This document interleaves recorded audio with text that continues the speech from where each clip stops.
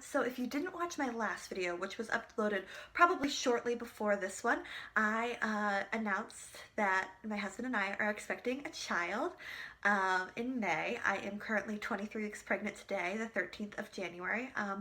And since I didn't let you guys know that I was pregnant and I didn't film any pregnancy updates, I wanted to go ahead and film a first trimester recap just to kind of go over everything that happened in my first trimester and the things that kind of happened that made me a little hesitant to share that I was pregnant earlier than I'm sharing now. Kind of exactly what was going on, and yeah, so I'm going to present this kind of in three parts. I'm first going to go over kind of the timeline of everything that happened, ultrasounds, spotting, things like that, and then I'll go over my first trimester symptoms, and then at the end I'll kind of go over my thyroid, since that has been a big part of our trying to conceive journey, and getting pregnant is regulating my thyroid. I wanted to go over that, especially since it's being pretty tightly controlled by the endocrinologist during my pregnancy and all that good stuff, so we'll go ahead and go over that. So here's the timeline. So my last menstrual period that I had was on August 5th. And so I was expecting a period in the beginning of September, like maybe the second week or so in September. But I went ahead and took a pregnancy test Friday, September 4th, because we were gonna go out drinking, and I said, oh, better safe than sorry, let's go ahead and take a pregnancy test. I only had a digital, one of the ones that said pregnant, not pregnant, and God, I've taken so many of those. I've pried them apart. I've tried to see if there's lines. There's always lines. Don't pry them apart. They use the exact same tests for the ovulation test that they do for the pregnancy test. The strips are the same. So what it reads is really what it is. Don't pry them apart and try and find lines. If it says you're pregnant, you can pry it apart and kind of look at the lines for comparison with, you know, if you have a whole bunch of those. But do not pry them apart, because there will always be two lines and you will get your hopes up and be disappointed. That was a tangent. But anyway, so we went ahead or I went ahead rather, I was home by myself. My husband was on his way home from work. We took a pregnancy test before I was getting in the bathtub, and for some reason I just thought, let me film this. So I fast forward filmed it. I filmed it, I can't think of the word, but at a faster speed. I'll insert the word right here because now I'm feeling really stupid. Pregnancy brain will do that to you. So I went ahead and I took a pregnancy test and I filmed it, and it took maybe about a minute to develop, and this is what it said.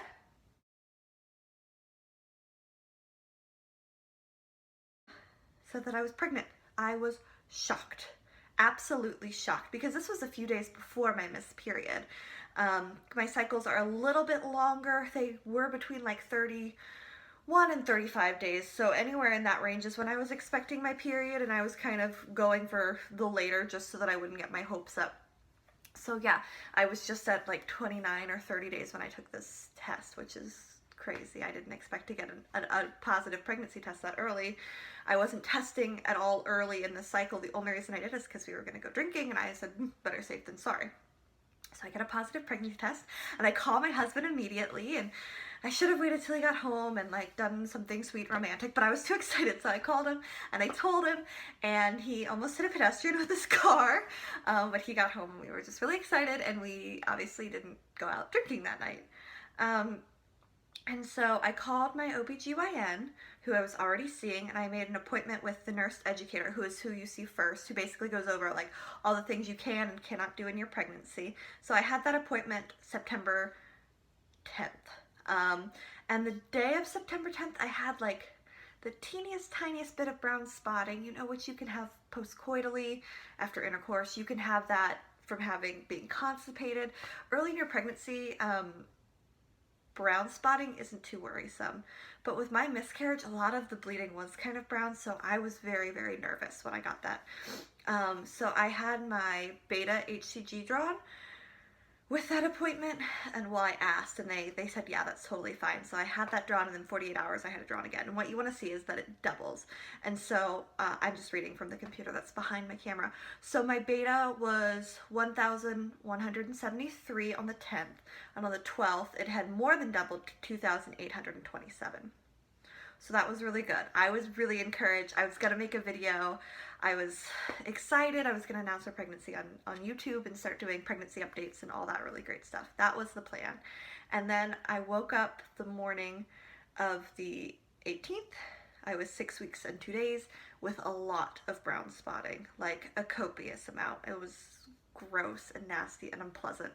And it was really reminiscent of my miscarriage, which was between the 5 and 6 week mark. It was a really early one, so I was really stressed out and distraught. And I called my OB just to see like if there was anything I could do. I didn't think they'd do anything for me, but they said, of course, we can kind of squeeze you in and do an ultrasound and just see what's in there. Since you have that history of that early miscarriage, kind of see what's going on in your uterus, see if there is a sac, see, you know, what they think they're gonna find. So they did the ultrasound. It was an internal ultrasound with the wand, and they saw a gestational sac, they saw a yolk sac, and they saw the beginnings of what they thought was a fetal pole, which is where the heartbeat would develop. And so those were all really good things. And they didn't see a heartbeat at that time. I was technically 6 weeks, 2 days, but I was closer to like 4 days behind that is what I was measuring at that point, which was perfectly appropriate from when I actually did ovulate. And so they said, that's perfect. We'll see you again in 7 to 10 days and we'll look and we'll hopefully see a heartbeat. They did also see a small amount of brown spotting kind of near the opening of my cervix. That was, well, they didn't know it was brown spotting. They saw some blood, some free blood right near the opening of my cervix. They didn't see any cause for that bleeding, but they did let me know you are gonna pass a little bit more blood, and I did. And I'm so glad that I knew that that was coming because that really made me feel better about what was going on. So so that was September 18th. So September 29th, so 11 days later, I went back in and I saw the heartbeat. And I was 7 weeks and 6 days and the heart rate was 144, which was just, it was so exciting. We got to hear the heartbeat. It was nice and loud and beautiful and awesome and really reassuring for both of us. And we kind of started to get a little bit excited rather. And so we were getting excited. We were really super happy, and that was that. And so I'll insert some pictures because they actually gave us pictures from that ultrasound. So what you're gonna see is the baby is in like the gestational sac with the fetal pole, and then there's the yolk sac because I don't have a placenta yet. And so that's what the baby's kind of getting its nutrition from. It looks a little bit like a duck in my husband's opinion.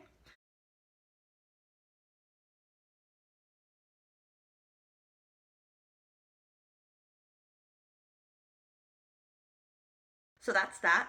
And then, so that's when we were like, okay, well, here we are.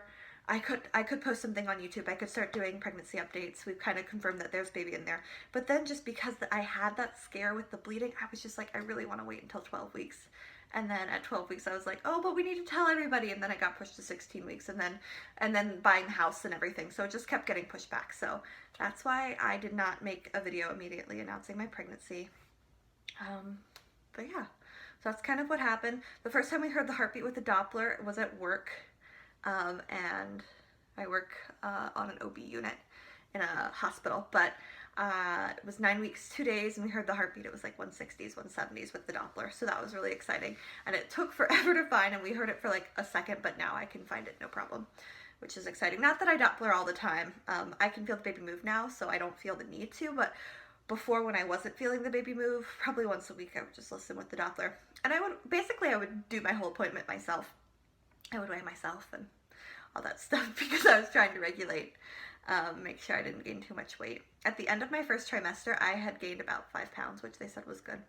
That was like, at like 14, 15, I think it was a 15-week appointment, I had gained 5 pounds, so they were happy with that. So something else I mentioned in that first ultrasound that I was measuring a little bit small, I was measuring 4 days behind, but they do not change your due date unless you are plus or minus 5 days off in your first ultrasound measurement. So my last menstrual period was August 5th, and if you wheel that out on one of those pregnancy wheels, they have apps for this too. My due date is May 11th, which is the due date that they have stuck with my whole pregnancy. So now I'm going to go ahead and move on to my symptoms that I experienced in my first trimester.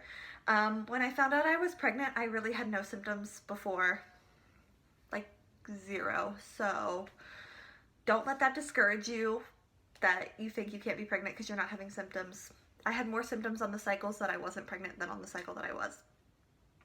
Once I did find out I was pregnant though, some things that kind of happened pretty rapidly. My breasts changed a lot. They got a lot bigger. They were very tender. At that point, they're not anymore, thank God. Super veiny and gross. My areolas got dark and bigger. All that wonderful fun stuff. I was pretty tired my whole first trimester and into my second trimester until I kind of hit the 20s. Now I'm feeling more like myself, which is awesome. I had nausea kind of underlying throughout the first little bit of my first trimester. I'd say weeks 7 through 9 were the worst with the nausea, and week 7 was the week that I kind of threw up like 5 times and then I didn't throw up anymore. So that was awesome. The one time, it was mostly I would throw up because with your thyroid medication, with the Synthroid, you're supposed to take it when you wake up and then wait an hour before you eat. So I would take it and then throw up, and then it's like, well, what was the point of taking it? So I started taking it 2 hours after eating instead of an hour before. That helped, but now I can take it kind of whenever. It doesn't really matter. And then my hematocrit was also low. I was anemic, which probably started before I was pregnant. It was 32.6, so I was told to add iron and a stool softener in addition to my prenatal vitamins. I'm not the best at taking my iron, I'm not going to lie to you. My main issue with taking the iron is that you're supposed to, so you can take Synthroid and then you can't take anything within 4 hours of that vitamin supplement-y wise. And then your prenatal vitamins you can't take with the iron. So it's like having to take medication at 3 different times during the day has been really difficult.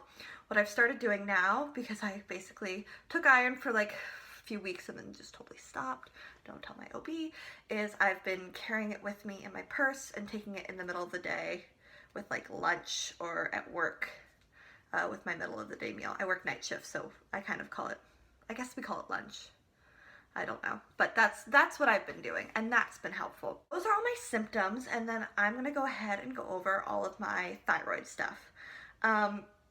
So with your with hypothyroidism, they want your TSH pretty tightly controlled in your first trimester, and a little bit, it can be a little bit looser after that, but the first trimester they care the most about because that's when the baby does not have a thyroid, and so it's using all of your hormones. So my endocrinologist in the first trimester wanted my TSH under 2.5, and in the second trimester under 3. So on September 7th, which was that Monday after I found out I was pregnant, because obviously I found out I was pregnant on a Friday, my TSH was 1.3, which was perfect. I was on 100 micrograms of Synthroid, and I have not changed that dose at all with my pregnancy. So then on October 9th, it was 2.12. We were checking it about every month. That's how often they wanted it checked in the first trimester. And I think now it's every 3 months is my understanding. So then on November 6th, it was 2.54, which is over 2.5, but I was 13 weeks and 2 days. I know there's some debate on when the first trimester ends, but the endocrinologist was comfortable with that being part of the second trimester. And then a month after that, on the 1st of December, my TSH was 0.86, which basically means the baby has a thyroid and it works. And it's not relying on my thyroid anymore, which is taking some of the stress off of my system, and my TSH has gone back down to more where it was pre-pregnancy. I think it was like 0.54 before I was pregnant, like a month before. So yeah, that is my whole first trimester recap. If you have any questions about the first trimester or my experiences, go ahead and leave them down below. I would love to hear any of your guys' stories. As far as first trimester and pregnancy goes, any advice that you have to give going forward would be awesome too. So thanks so much for watching, and please subscribe if you haven't already.